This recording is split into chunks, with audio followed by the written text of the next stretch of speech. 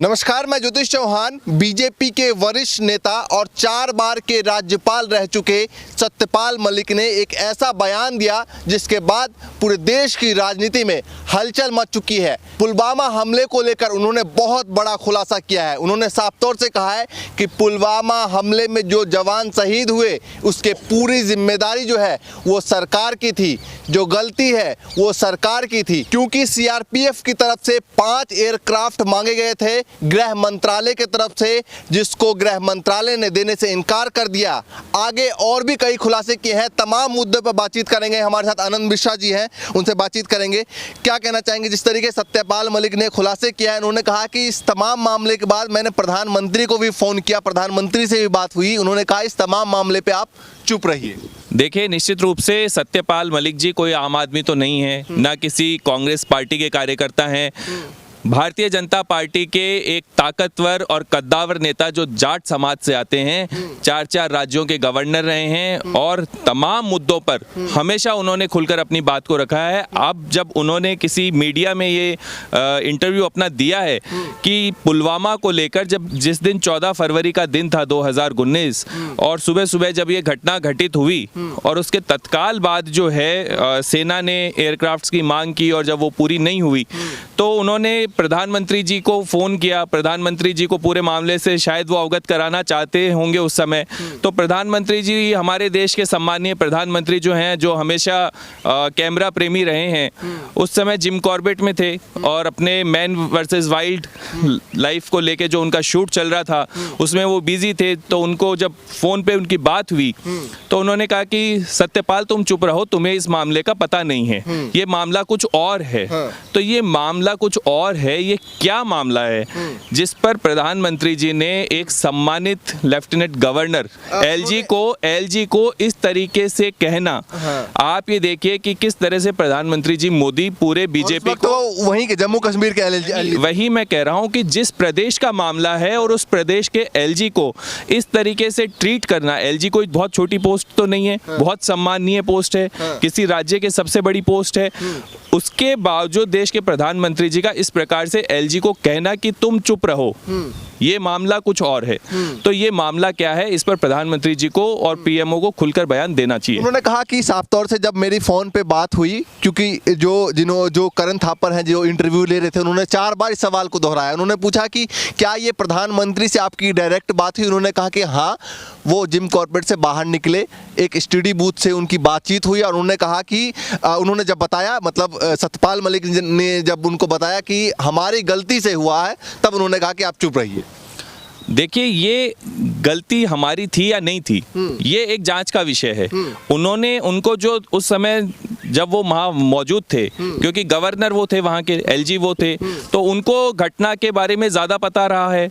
उनके प्रदेश की घटना है, जिस प्रदेश के वो मुखिया थे वहाँ पर, तो वो पूरी घटना से, पूरी जिम्मेदारी से उन्होंने अपनी जिम्मेदारी समझी कि मैं देश के प्रधानमंत्री को इस घटना से अवगत करवाऊँ। और जब देश के प्रधानमंत्री ने इस प्रकार से उनको छिड़क दिया कि तुम चुप रहो, तुम्हें कुछ नहीं पता, ये मामला कुछ और है, हम देख लेंगे, तो ये सब बातों से कहीं ना कहीं ये लगता है कि शायद ये कहीं कोई बड़ा मामला तो नहीं है। ये बिल्कुल चुनावों के ठीक पहले की घटना है। क्या भारतीय जनता पार्टी इस मामले को चुनाव में भुनाना चाहती थी? क्या इस प्रकार की कोई बात तो नहीं है? अब ये पूरा विषय जो है ये प्रधानमंत्री जी से जुड़ा हुआ विषय है। प्रधानमंत्री जी ही इस पर स्पष्टीकरण दे सकते हैं कि क्या मामला है। द टेलीग्राफ ने पीएमओ को कॉल किया है, इस पर पूछा है कि क्या है ये पूरा मामला, इस पर प्रधानमंत्री का क्या कुछ रुख है। उन्होंने, पीएमओ ने अभी तक कोई जवाब नहीं दिया द टेलीग्राफ को। आप देखिए कि जब कभी भी इस देश के प्रधानमंत्री जी से, देश से जुड़े हुए किसी भी मुद्दे पर कोई भी व्यक्ति बात करना चाहे, वो उससे दूरी बना लेते हैं। आज से पहले आपने देखा कि राहुल गांधी जी जब संसद में सवाल पूछने के लिए तो उनकी सदस्यता चली गई। आम आदमी सड़कों पर पूछ रहा है तो आम आदमी की कहीं कोई सुनवाई नहीं हो रही। लेकिन अब भारतीय जनता पार्टी के कद्दावर नेता जब खुद ये मुद्दे उठा रहे हैं, खुद ये सवाल उठा रहे हैं अपनी ही सरकार के खिलाफ, तो निश्चित रूप से मामला बहुत गंभीर है। देश की सुरक्षा से जुड़ा हुआ मामला है, जिसमें किसी भी प्रकार की सरकार को तमाम दलों से ऊपर उठकर, दलगत राजनीति से ऊपर उठकर देश की सुरक्षा सबसे महत्वपूर्ण मुद्दा है और देश के लोगों को सुरक्षा देना सरकार की जिम्मेदारी है। अभी अभी जब उन्होंने इंटरव्यू दिया उसके कुछ घंटों बाद, मतलब अभी तक 20 घंटे लगभग हो चुके हैं, उसके बाद अब बयान सामने उनका आया है कि मुझे कोई मरवा भी नहीं सकता। इस तरह का बयान सामने, मुझे कोई मरवा नहीं सकता, अगर मुझे छेड़ने की कोशिश की तो वो कहीं सभा भी नहीं कर पाएंगे। मैं वही कह रहा हूँ, मैं उसी मुद्दे पर आ रहा हूँ कि आप देखिए कि किस तरीके से एक व्यक्ति जो 4 राज्यों का गवर्नर रहा है, आज वो दिल्ली में किसी किराए के मकान में रह रहे हैं और उनको सुरक्षा के नाम पे सिर्फ एक पीएसओ उपलब्ध करवाया जा रहा है, जबकि देश के प्रधानमंत्री जी के जो चहेते फिल्म निदेशक हैं, कलाकार हैं, अभिनेत्रियां हैं, उनको जेड सुरक्षा, वायु सुरक्षा श्रेणी की सुरक्षाएं प्रदान की जा रही है।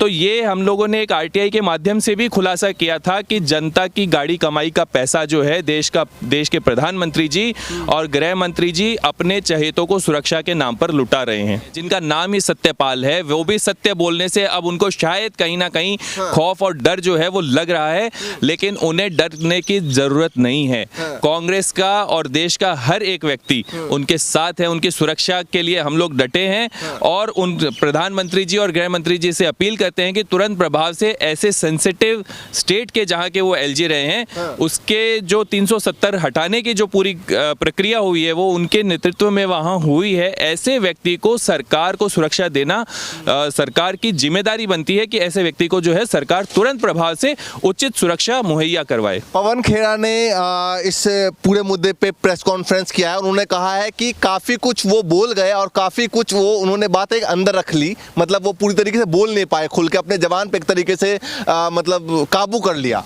देखिए, मैं एक बात आपको बताता हूं कि सत्यपाल मलिक जी जब गोवा के गवर्नर थे तब भी उन्होंने गोवा में करप्शन के मुद्दे देश के प्रधानमंत्री जी के सामने रखने की कोशिश की। तब आनन फानन में जो है उनको वहां से हटाकर मेघालय भेज दिया गया।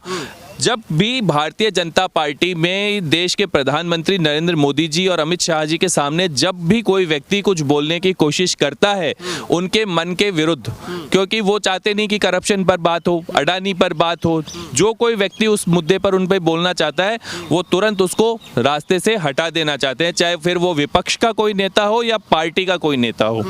नहीं तो इस तमाम मामले को देखते हुए क्या देखते हैं, मतलब एक तरफ वो सीधा पीएमओ को टारगेट कर रहे हैं, गृह मंत्रालय को टारगेट कर रहे हैं, तो क्या उनकी सुरक्षा को लेकर भी कोई सवाल उठ सकता है आने वाले वक्त में? मैं तो आपके माध्यम से पहले ही कह चुका हूं, मीडिया के माध्यम से मैं पहले ही कह चुका हूं कि देश के प्रधानमंत्री जी और देश के गृह मंत्री जी को तुरंत प्रभाव से ऐसे व्यक्ति की सुरक्षा के पुख्ता इंतजाम करने चाहिए, माकूल व्यवस्था करनी चाहिए, ना कि देश के प्रधानमंत्री जो अपने चहेते फिल्म निदेशक और अभिनेत्रियों को जो सुरक्षा मुहैया करवाई जा रही है उनकी सुरक्षा इतनी महत्वपूर्ण नहीं है। मैं ये कह रहा हूँ कि इस देश के प्रत्येक व्यक्ति की जान की कीमत उतनी है जितनी इस देश की प्रधानमंत्री की जान की कीमत है।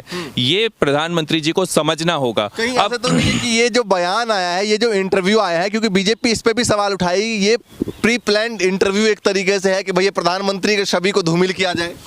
देखिए, ये भारतीय जनता पार्टी की इंटरनल पॉलिटिक्स है या नहीं है ये वो जाने, लेकिन हम ये जानते हैं कि पुलवामा की जो घटना है उस पर विपक्ष ने बहुत बार सवाल उठाए हैं, संसद में बहुत बार सवाल उठे हैं, लेकिन प्रधानमंत्री जी हमेशा इस मुद्दे से बचते हुए दिखाई दिए। बीजेपी की कही ना कि सत्यपाल मलिक ने जब इतना बीजेपी सरकार की उनके शीर्ष नेतृत्व का मतलब सवाल उठाए उन पे, तो ये हो सकता है विपक्ष की चाल हो।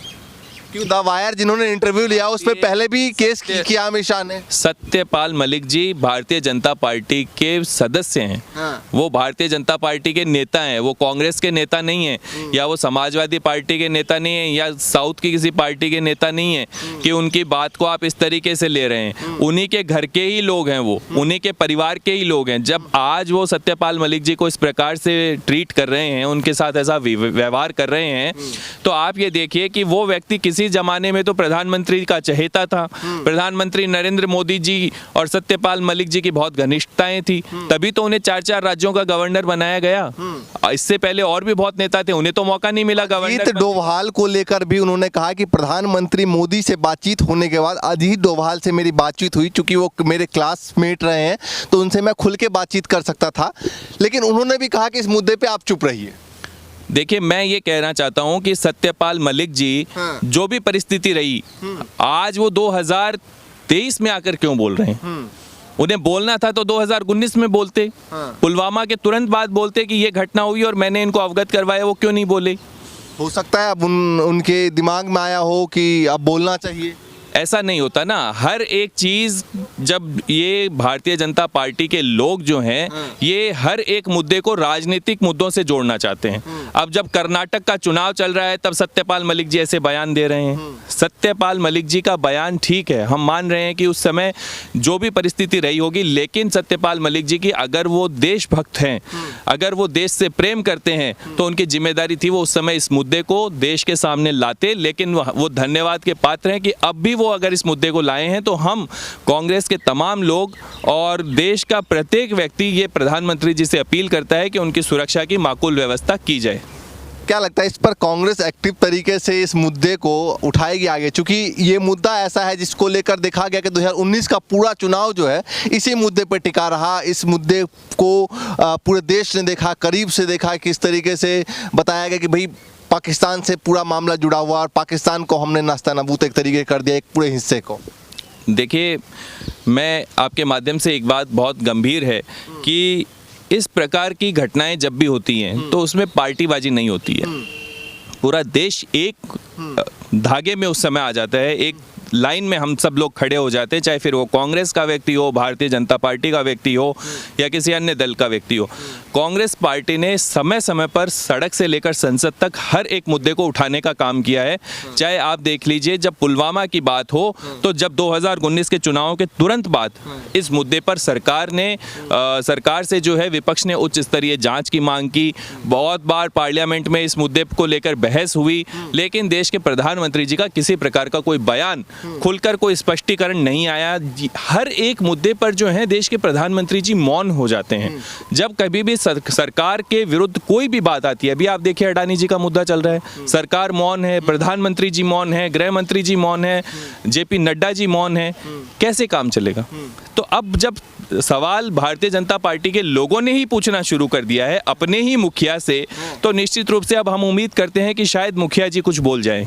चलिए, हमारे साथ आनंद मिश्रा थे, उनसे तमाम मुद्दों पर बातचीत कर रहे थे, लेकिन सवाल एक लगातार उठ रहा है पिछले 24 घंटे से और तमाम जगहों पर ये मुद्दा ट्रेंड कर रहा है। ट्विटर पर आप जाएंगे, वहाँ मुद्दा जो है सत्यपाल मलिक के नाम से देखेंगे तो ये मुद्दा ट्रेंड कर रहा है और सभी ये सवाल पूछ रहे हैं कि प्रधानमंत्री इस पर जवाब आखिर कब देंगे।